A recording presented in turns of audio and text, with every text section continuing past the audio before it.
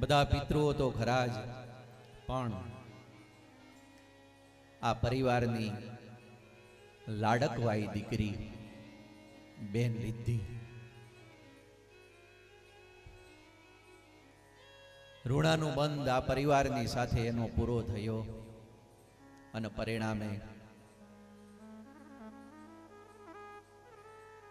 આ ધરાધામ ઉપરથી આ પરિવારમાંથી આ દીકરીને વિદાય લેવી પડી. અને મને સૌ પ્રથમ જ્યારે વાત કરી કે આવી રીતે આ ઘટના બની, આ દીકરીની આ 4 વર્ષનો સમય થયો,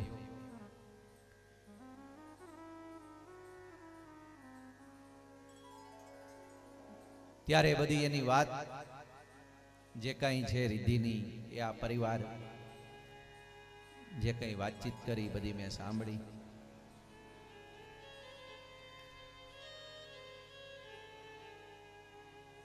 એમના બધા ચોપડા જોયા મેં, હું જ્યારે સુરત ગયો હતો ને ત્યારે. માણસ જતું રહે પછી તો બધી એની યાદ જ હોય ને, બીજું તો શું હોય માણસની પાસે.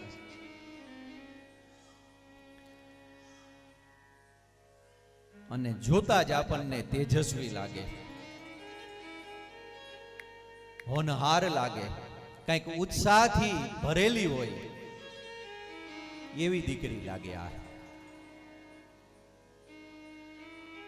પહેલી જ નજર મારી જ્યારે એના ફોટા ઉપર પડી ત્યારે મેં ધીરુભાઈને એક શબ્દ કીધો હતો કે દરેક જગ્યાએ કથાઓ થતી હોય અને અમે તો એવું પાક્કું માનીએ છીએ કે જે જગ્યાએ વ્યાસપીઠ જે વક્તાનું વર્ણન કરે ને એ વક્તાને જ કથા કરવાની હોય.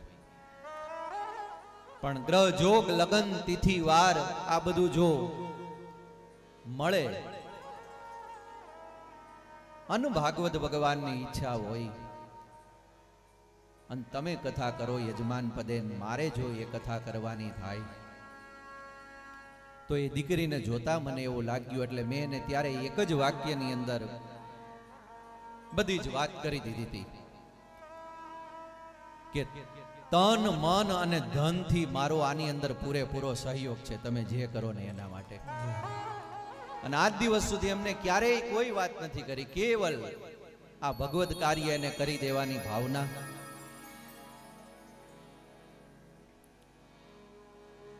વિશેષ સ્મરણ એનું છે, દીકરીનું.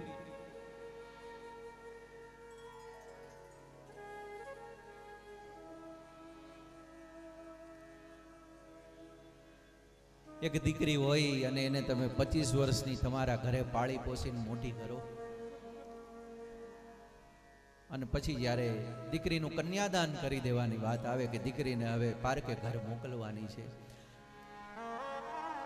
અને ત્યારે મા બાપ એના હૃદયના ઉપર પથ્થર રાખી અને સંસારનો નિયમ હે, નીતિ હે, નીતિ કો કોઈ નહીં ટાલ सकता, ત્યારે દીકરીનું કન્યાદાન કરે.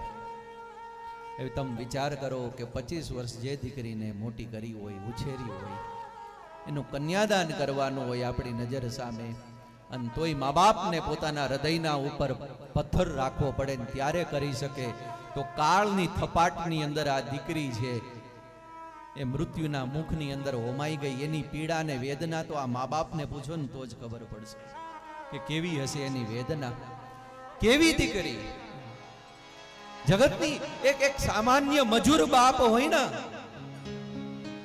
એની એક નાનકડી એવી દીકરી હોય ને, ભલે 200 રૂપિયાની જ દાઢી કરે હાંજે, પણ 200 રૂપિયામાંથી 20 રૂપિયાનો 50 રૂપિયાનો ભાગ લઈ જાય, કારણ કે મારી દીકરી મારા ઘરે છે. 200 રૂપિયા જ કઈમાં હોય હો મજૂરે, રંક હોય કે રાજા હોય. અરે છોડો એમની વાત, જ્યારે વૈદેહીનું કન્યાદાન કરે છે જનક રાજા, અને ત્યારે એમ કહેવાય છે કે ભૂત ભવિષ્ય વર્તમાનનું જાણવા વાળા આ રાજા જનક, પણ દીકરીનું જ્યારે કન્યાદાન કરવામાં આવ્યું ને તો એમ કહે છે કે એ જનકપુરના મહેલના એક થાંભલાને પકડી અને જનક છે વિદેહ છે, ઓ દેહથી ઉપર ઉઠી ગયેલા, એ ઉભા રહી ગયા અને બોર બોર જેવડા આંસુ પડે આંખમાંથી. અને ત્યારે ઋષિઓએ જઈને કહ્યું, મહારાજ તમે તો વિદેહ છો, વિદેહ એટલે દેહ થી ઉપર ઉઠી ગયેલો આત્મા.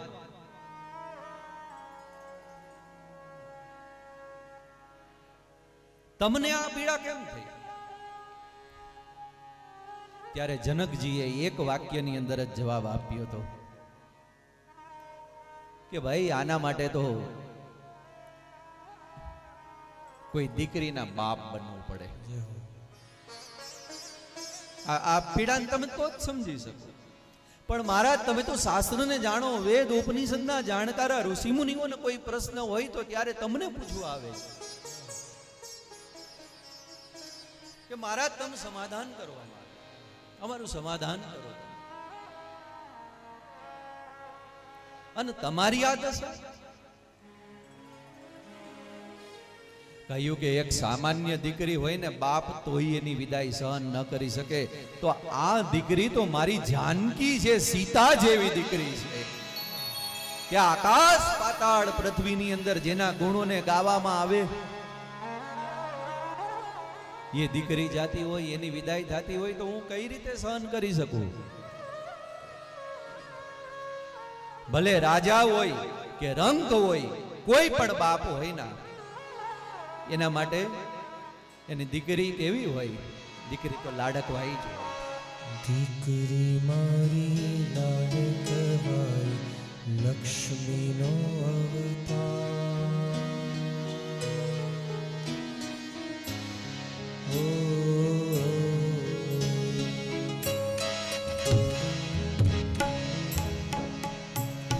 દીકરી મારી લાડકવાઈ, લક્ષ્મીનો અવતાર. એ સુવે તો રાત પડે ને જાગે તો સવાર. દીકરી મારી લાડકવાઈ, દીકરી મારી લાડકવાઈ, લક્ષ્મીનો અવતાર. એ સુવે તો રાત પડે જાગે તો સવાર. દીકરી મારી લાડકવાઈ,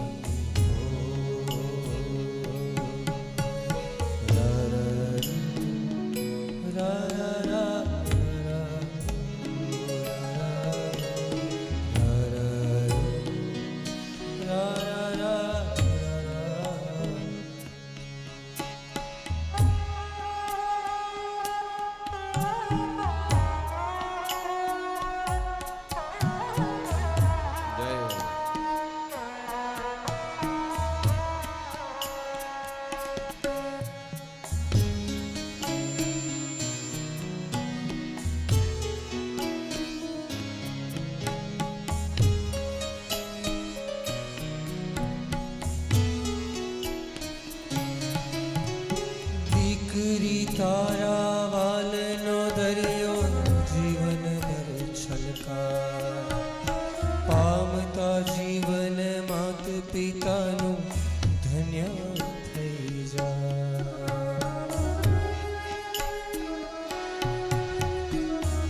અને દીકરો તો એક કુળને તારે, પણ સંતો કહે છે કે દીકરી છે ને બબ્બે કુળને તારે. પિતાના કુળને તારે, અને પિતા જ્યારે એનું કન્યાદાન કરી દે અને એને એના ઘરે મોકલે ને પછી ત્યાંની એ લક્ષ્મી બની અને એ ઘરને તારે.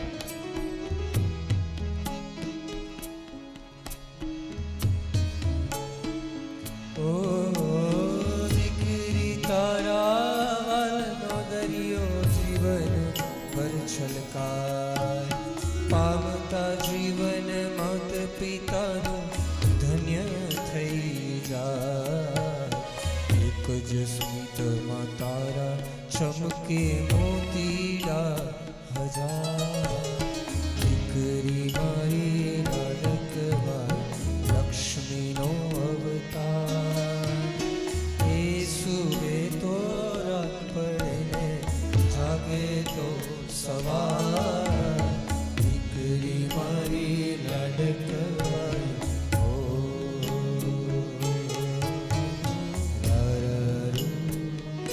રા રા રા રા રા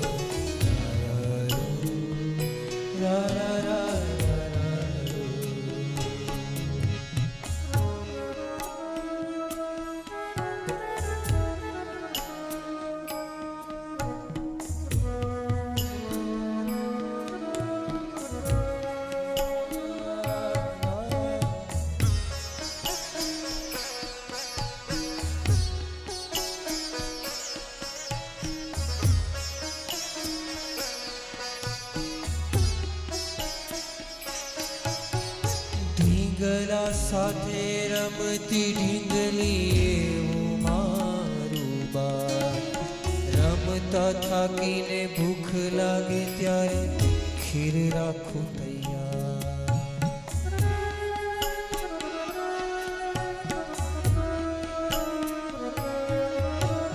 ઢીંગલા સાથે રમતી ઢીંગલી જેવું મારું બાળ. રમતા થાકીને ભૂખ ત્યારે ખીર રાખું તૈયાર. રૂપમાં તારા મને લાગે માળીનો અણસાર. દીકરી મારી લાડકવાઈ લક્ષ્મીનો અવતાર. એ સુવે તો રાત પડે ને જાગે તો સવાર. દીકરી મારી લાડકવાઈ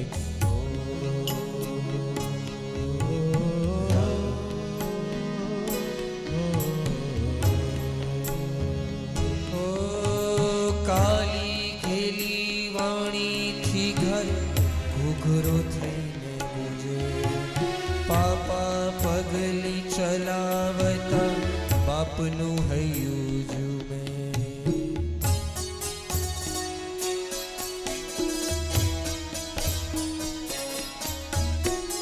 કાલી ખેલી વાણીથી ઘર ઘૂઘરો થઈને ગુજે. પાપા પગલે ચલાવતા બાપનું હૈયું જુએ. દીકરી તું તો માત પિતાનો સાચો છે આધાર. દીકરી મારી લાડકવાઈ લક્ષ્મીનો અવતાર. એ સુવે તો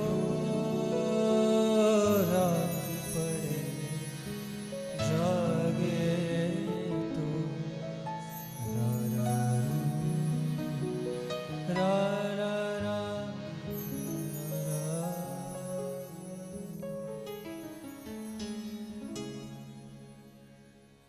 આવી લાડકવાઈ દીકરી બેન લીધી.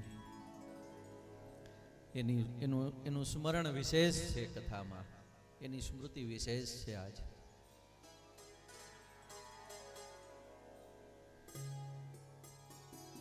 પણ નીતિ જે નક્કી કરે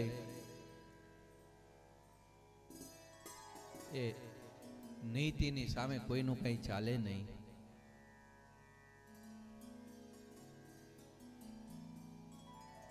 પણ એમની આત્મચેતના જ્યાં હોય, આપણું કાર્ય બસ ત્યાં સુધી પહોંચે. ભાગવતનું કરેલું આ તર્પણ એના સુધી પહોંચે ને એ તૃપ્ત થાય. તો આ બધા જ પૂજ્ય પિતૃઓનું સ્મરણ કરી અને જ્યારે આપણે ભાગવતજીની અંદર સ્નાન પાન ધ્યાન કરી અને કૃતાર્થ થવાના છીએ, ત્યારે જે એક પ્રવાહી પરંપરા છે તદનુસાર ભાગવતજીની કથા તો આમ તો પહેલા સ્કંદથી શરૂ થાય, પણ મહાત્મ્યની 6 અધ્યાયની અંદર કથા છે એ સુત પુરાણી મહારાજે ગાય છે. પેલા મહાત્મ્યની કથાને સાંભળવાથી ભાગવતનું મહાત્મ્ય મને તમને સમજાય. ભાગવતની કથા સાંભળવાનો મારો ને તમારો અધિકાર બને. મારી રતિ મતિ અને ગતિ ભગવાન કૃષ્ણની અંદર જાય એટલા માટે મહાત્મ્યની કથા છે.